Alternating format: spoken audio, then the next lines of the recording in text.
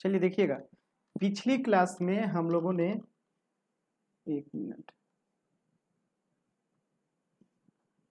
पिछली क्लास में हम लोगों ने चैप्टर 1, 2, 3, 4, 5 और 6 पूरी डिटेल में पढ़ चुके थे और इसका नोट्स भी आप लोगों को ग्रुप में मिल चुका होगा। आप लोग ग्रुप चेक कर लीजिएगा, ठीक है।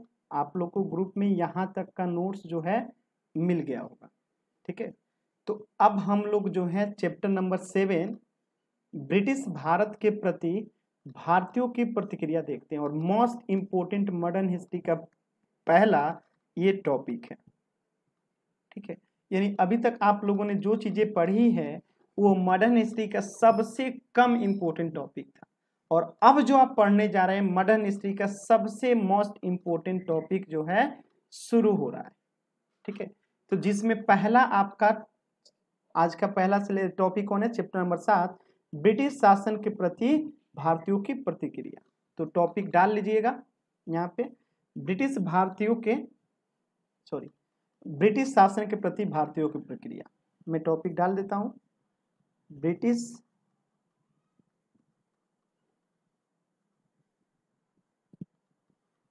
शासकों के खिलाफ, शासकों या शासन के खिलाफ भारतीयों की प्रतिक्रिया, भारतीयों की प्रतिक्रिया।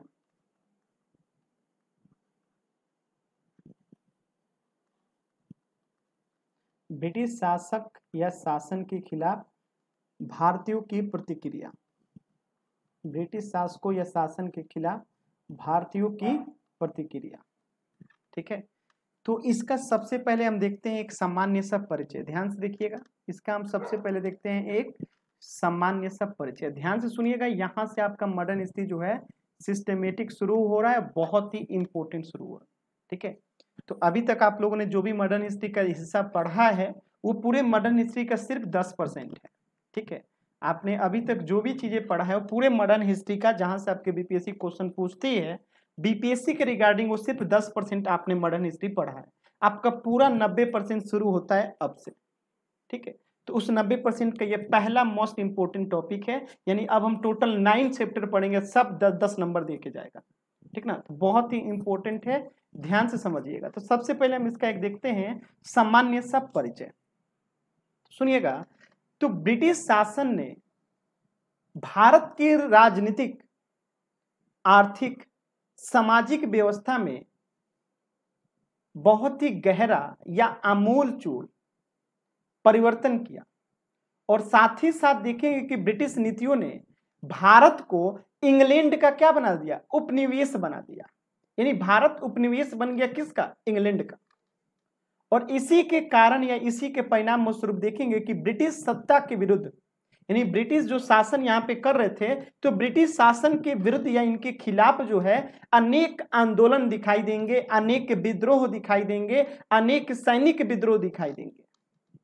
और इन सभी आंदोलनों और विद्रोहों के प्रमुख कारण में देखेंगे कि भारतीय शासन में विदेशी हस्तक्षेप, प्रशासनिक परिवर्तन का होना, अर्थव्यवस्था पे नष्ट होना, अर्थव्यवस्था का नष्ट होना, ग्रामीण निर्भरता की समाप्ति और अंग्रेजों की करों से संबंधित अनेक भू राजस्व व्यवस्था या नीतियां क्या थी? जिम्मेदार थी।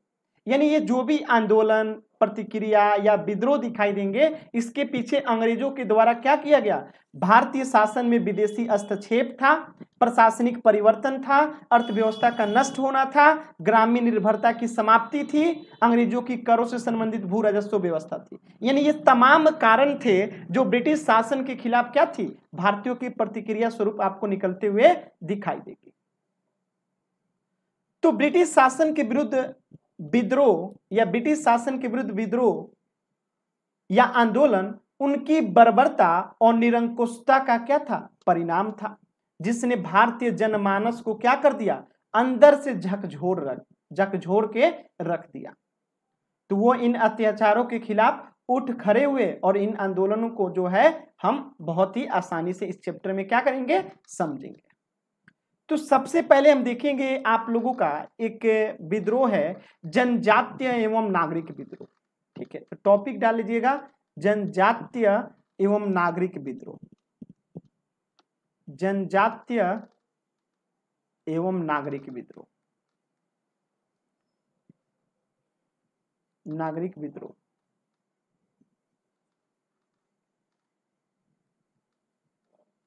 ठीक है, देखिए तो आपने अभी क्या देखा कि ब्रिटिश शासन के खिलाफ भारतीयों की कैसे प्रतिक्रिया हुई। यही आपने समझा कि जो ब्रिटिश थे, जो अंग्रेज थे, उन्होंने कैसे यहाँ पे आमूलचूल परिवर्तन किया और इस परिवर्तन के स्वरूप इन्होंने क्या किया, भारत को इंग्लैंड का उपनिवेश बना दिया। और इसी के कारण ब्रिटिश सत्ता के विरुद्ध जो है अनेक लोगों ने क्या किया, अनेक आंदोलन हुए, विद्रोह हुए। इसके अनेक कारणों को आपने देखा। तो इसमें सबसे पहला विद्रोह हम लोग क्या देखेंगे, जनजातीय एवं नागरिक विद्रोह देखेंगे। तो इसका एक सामान्य सा परिचय, ये सामान्य सी बातें समझिएगा। जो ब्रिटिश औपनिवेशिक नीतियों का, यानी ब्रिटेन के जो यहाँ पे शासक थे, जो भारत को चला रहे थे उस समय, यानी ब्रिटिश औपनिवेशिक नीतियों के, यानी जो अंग्रेज भारत में आए थे और इन्होंने जो यहाँ पे नीति, जो पॉलिसी जारी किया, इसी के प्रतिक्रिया स्वरूप, यानी रिएक्शन, जैसे आप किसी कार्य को किसी से करवाना चाहते हैं, कोई नियम बनाते हैं, तो उस नियम के विरुद्ध जो प्रतिक्रिया होती है उसी को कहते हैं प्रतिक्रिया स्वरूप। यानी स्टार्टिंग अंग्रेजों ने किया, क्या करके, शोषण पूरक नीतियां बना के, और इसी के प्रतिक्रिया स्वरूप, रिएक्शन स्वरूप जो है विद्रोह दिखाई देते हैं।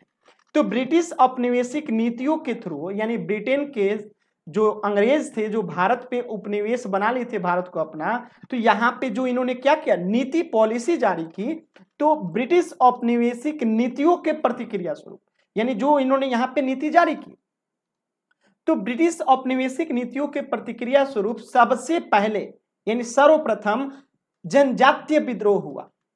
ठीक है, यानी सबसे पहले विद्रोह कहां हुआ, जनजातीय विद्रोह हुआ। और जनजातीय लोग जो है भारतीय समाज के हिस्सा थे। ठीक है, लेकिन उनके रीति रिवाज, परंपरा समाज के अन्य वर्गों से क्या था, भिन्न था, अलग था, लेकिन वो थे क्या, भारतीय समाज के हिस्सा। तो जब ब्रिटिश साम्राज्य का प्रसार हो रहा था, क्या हो रहा था, माने वो अपने भूमि को ऐसे प्रसारित कर रहे थे, तो जब ब्रिटिश साम्राज्य का प्रसार हो रहा था तो जनजातीय क्षेत्र में भी इन्होंने क्या किया, प्रचार करना चाहा।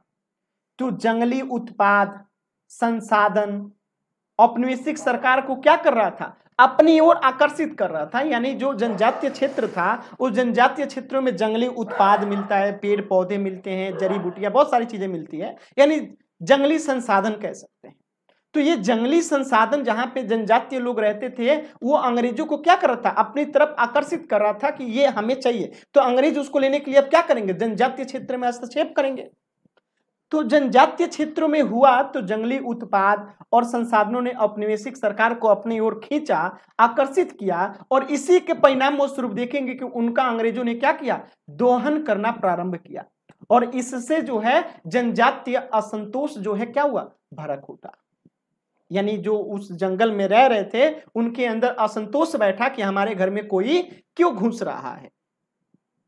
तो इससे स्पष्ट होता है कि अंग्रेजी शासन के दौरान होने वाले आदिवासी जनजातीय विद्रोह की पृष्ठभूमि जो है बढ़ते हुए आर्थिक शोषण, प्रशासनिक जटिलता और सामाजिक असंतोष ने तैयार की।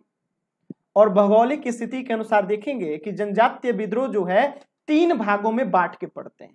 तो अगर हम देखें कि कहां कहां पे विद्रोह हुआ, तो 1 बाय 1 अंग्रेज क्या करेंगे, अलग अलग क्षेत्रों में जो है घुसते हुए नजर आएंगे।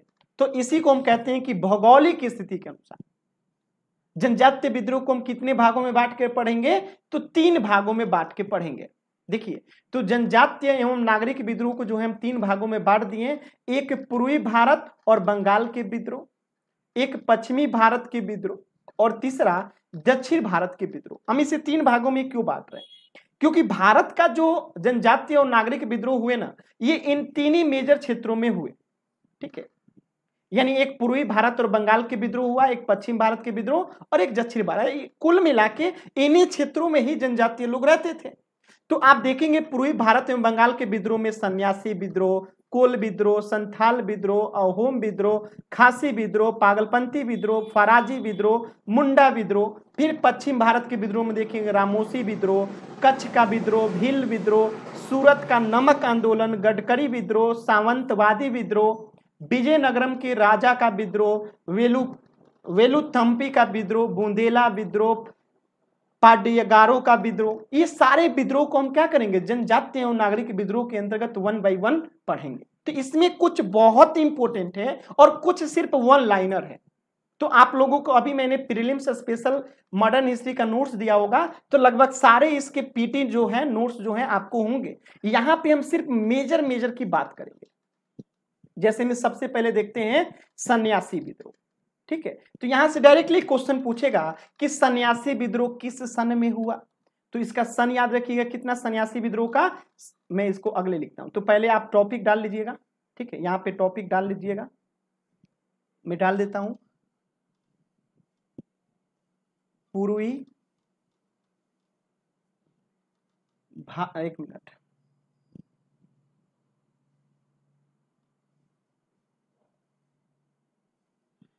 पूर्वी भारत था बंगाल के विद्रोह। ठीक है, इसमें हम पहला कौन सा विद्रोह देखेंगे, सन्यासी विद्रोह। कौन सा विद्रोह, सन्यासी विद्रोह। मैंने पीछे वाली चीज को ही यहां पे लिखा है, देखिए पहला हमने उठाया पूर्वी भारत एवं बंगाल के विद्रोह, इसमें हम लोग सन्यासी विद्रोह सबसे पहले देखते हैं। ठीक, तो देखिएगा सन्यासी विद्रोह से क्वेश्चन क्या आएगा। पहली बात कि ये कब घटित हुआ, तो यहां पे लिख लीजिएगा 1770 से लेके 1820 ईस्वी के करीब। कहीं कहीं पे अन्य स्रोतों में भी आप देखेंगे कि इसके अलग डेट मिलते हैं, 1763 से लेके 1800 ईस्वी भी कहीं कहीं लिखा मिल जाता है। तो ये मतलब कि विवादित मुद्दा है। 1770 से 1820 ज्यादा मान्य है, कहीं कहीं पे 1763 से 1800 भी लिखता है।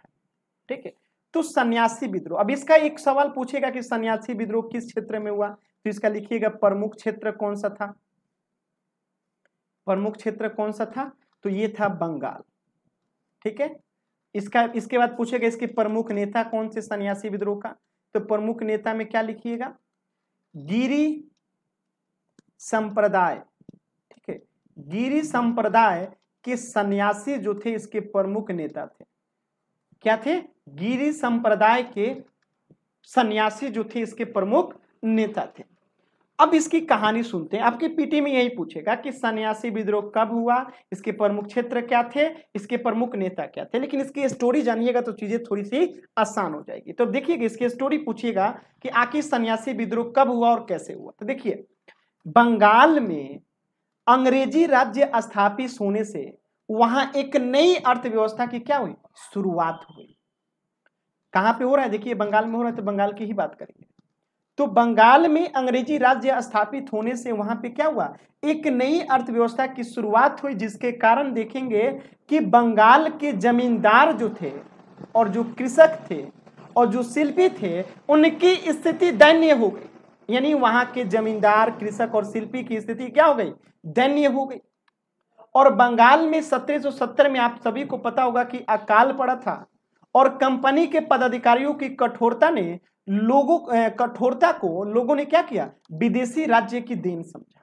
यानी जो वहां पे अकाल पड़ा और वहां के पदाधिकारी जो थे, अंग्रेजी जो अधिकारी थे, उनकी कठोरता को लोगों ने क्या समझा, विदेशी राज्य का देन समझा। तो आप देखेंगे 1770 ईस्वी में इस भीषण अकाल के समय बंगाल के निवासियों को त्रस्त कर दिया, एकदम माने नहीं कहते हैं लहूलुहान कर दिया। और इससे पहले अंग्रेजों द्वारा कई प्रतिबंध लगाए गए थे। ठीक है, जिसने बंगाल के माने बंगाल को क्या कर लिया, एकदम जकड़ लिया था उनकी पॉलिसीज ने। ठीक है, तो तीर्थ स्थलों की यात्रा पर प्रतिबंध लगा दिया गया।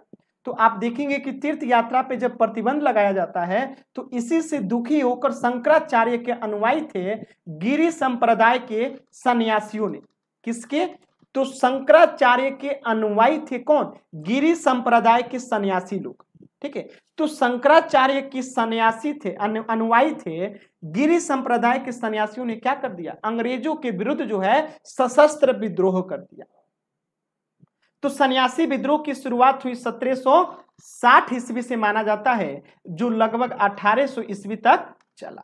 ठीक है, तो इस आंदोलन में देखेंगे कि क्या किया गया था, मतलब कि सन्यासी लोगों ने जनता के साथ मिलकर अन्याय के विरुद्ध क्या की, लड़ने की परंपरा को बनाए रखते हुए सबसे पहले कंपनी की मतलब कि कोठियों और कोसों पर आक्रमण किया गया। यानी अंग्रेजों के जो कोठियां थी जहां वो रहते थे और जो इनके कोष थे जहां पे उनके धन रखते थे, उसी पे इन्होंने क्या किया, आक्रमण किया। तो इस आंदोलन में बेदखल किए गए किसान, यानी जिनकी जमीनें हड़प ली थी अंग्रेजों ने, विघटित सिपाही जिनको सिपाही से निकाल दिया गया था, ठीक है, और वो जो पहले जमींदार हुआ करते थे लेकिन उनके भू राजस्व नीतियों के तहत उनकी जमींदारी छीन ली गई थी, धार्मिक नेता, ये सब शामिल थे विद्रोही नेता में। ठीक है, तो आंदोलनकारियों ने क्या किया, बलपूर्वक धन वसूला और अंग्रेजी फैक्ट्रियों में लूटपाट की। तो आप देखेंगे कि वारेन एस्टिंगस ने, पूछेगा आपसे यहाँ पे, ठीक है, वारेन एस्टिंगस ने इस विद्रोह को दबाने के लिए क्या किया, दमन का सहारा लिया और आंदोलन को कुचल दिया। यानी एकदम लाठी भाला मार, एकदम जान से मार देता था। ठीक है, तो सन्यासी विद्रोह का उल्लेख जो है वंदे मातरम के रचयिता बंकिम चंद्र चट्टोपाध्याय ने अपने उपन्यास आनंद मठ में किया है। तो आपसे ये भी सवाल पूछ सकता है कि सन्यासी विद्रोह की चर्चा कहाँ किया गया है, तो बंकिम चंद्र चट्टोपाध्याय ने आनंद मठ में इसकी चर्चा किया गया है, वंदे मातरम की ये रचयिता थे। ठीक है, तो आपको पूरा सन्यासी विद्रोह में इतनी चीजें आनी चाहिए। अगर इतनी चीजें जानते हैं तो आगे से कभी भी सन्यासी विद्रोह आपसे पूछेगा, एक भी सवाल नहीं बचेगा, आपके नोट्स में ये सारी बातें लिखी रहेंगी। दूसरा विद्रोह देखते हैं कौन सा है। दूसरा विद्रोह है आपका कोल विद्रोह। ये भी एक महत्वपूर्ण विद्रोह है, कोल विद्रोह, और ये चैप्टर मेंस के लिए भी बहुत इंपॉर्टेंट है, ध्यान दीजिएगा। ठीक है, कोल विद्रोह ये कब हुआ था, 1831 से लेके 32 ईस्वी में। थकिएगा मत भाई, आराम से पढ़िएगा। ठीक है, कोल विद्रोह, ठीक है, जो भी डाउट होगा कमेंट कीजिएगा, कोई दिक्कत नहीं है। ठीक है, कोल विद्रोह सबसे पहली बात की किस क्षेत्र में हुआ, तो इसका क्षेत्र याद रखिएगा, छोटा नागपुर, छोटा नागपुर के क्षेत्र में। तो क्षेत्र में छोटा नागपुर। प्रमुख नेता कौन थे, प्रमुख नेता, तो प्रमुख नेता थे बुद्धू भगत, बुद्धू भगत एवं गंगा नारायण, गंगा नारायण। ठीक है, अब इसकी कहानी थोड़ा सा सुनिएगा, छोटी सी कहानी है कोल विद्रोह का। तो मैदानी लोगों के द्वारा, यानी जो समतल भूमि में रहते हैं, तो मैदानी लोगों के द्वारा कोल कहे जाने वाले, ठीक है, छोटा नागपुर के क्षेत्र में, यानी छोटा नागपुर के क्षेत्र में जो कोल कहे जाते थे, तो मैदानी लोगों के द्वारा कोल कहे जाने वाले छोटा नागपुर क्षेत्र में मुंडा, ठीक है, मुंडा को क्या कहा जाता था, कोल कहा जाता था। तो मुंडा, ओराव, ये मुंडा ओराव वहां की जनजातियां हैं। ठीक है, ओराव, हो, कौन कौन सा देखिएगा, मुंडा, मुंडा, ओराव, ठीक है, और एक क्या था, हो, ये तीन जनजातियां हैं। ठीक है, ये क्या है, तीन जनजातियां हैं। ठीक है, मुंडा, एक मिनट, मुंडा, ओराव और हो। ठीक है, तो छोटा नागपुर के क्षेत्र में कोल कहे जाने वाले, मुंडा को भी कोल कहा जाता था, ओराव को भी और हो को भी। तो इन तीन जनजातियों ने निवास करती थी छोटा नागपुर के क्षेत्र में। तो छोटा नागपुर के कोलों के विद्रोह के कुछ कारण थे, आके इन्होंने क्यों विद्रोह किया, और इसी विद्रोह को कोल विद्रोह कहा गया। तो इन्होंने विद्रोह किया क्यों, तो आप देखेंगे 1822 ईस्वी में, ठीक है, 1822 ईस्वी में ब्रिटिश सरकार के द्वारा चावल से बनने वाली शराब के, यानी ये जो जनजाति लोग थे चावल से क्या करते थे, शराब बनाते थे। तो 1822 ईस्वी में ब्रिटिश सरकार के द्वारा चावल से बनने वाली शराब पे क्या कर दिया गया, उत्पादन शुल्क लगाया जाने लगा, जिससे आदिवासी लोग उपयोग में लाते थे। और अंग्रेजों की अस्थायी बंदोबस्त व्यवस्था ने भी क्या किया, आदिवासियों को परेशान किया, असंतोष किया। तो ब्रिटिश सरकार के द्वारा कोलों की भूमि को छीनकर मुस्लिम कृषकों और सिखों को दी गई। ठीक है, इन सभी का आक्रोश जो है इन तीनों समुदाय में क्या हो गया, फैल गया। तो 1831 ईस्वी में जो इनके प्रमुख नेता है बुद्धू भगत के नेतृत्व में कोलों ने कई विदेशी और बाहर लोगों को या तो जला दिया या उनकी हत्या कर दी। तो देखेंगे ब्रिटिश सरकार ने इस विद्रोह का कठोरता से दमन किया, फिर भी ये विद्रोह जो है रुक रुक कर 1848 ईस्वी तक देखेंगे कि चलता रहा। ठीक है, और एक दीर्घकालीन और विस्तृत सैन्य अभियान के पश्चात यहाँ पे शांति स्थापित हुई। तो ये था पूरा कोल विद्रोह। ठीक है, 1831 से 32 ईस्वी तक। अगला विद्रोह देखिए कौन सा है, इंपॉर्टेंट है अगला विद्रोह भी। अगला विद्रोह है संथाल विद्रोह, ये मेंस के लिए भी बहुत इंपॉर्टेंट है। अगला विद्रोह है आपका संथाल विद्रोह। संथाल विद्रोह,